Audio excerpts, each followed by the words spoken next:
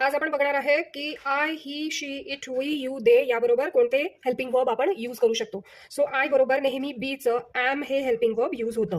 त्यानंतर ही बरोबर is, she is, it is, we are, you are, they are. Okay. Now have, has. I बरोबर नेहमी हॅवचा वापर होतो.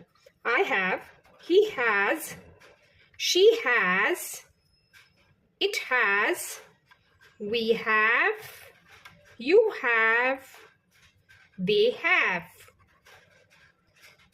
लक्षात ठेवा नेहमी वर्ब बरोबर एस किंवा ईएस लागतं तर ते कोणाबरोबर लागतं. फॉर एक्झाम्पल इथे आपण गो हे वर्ब घेऊ.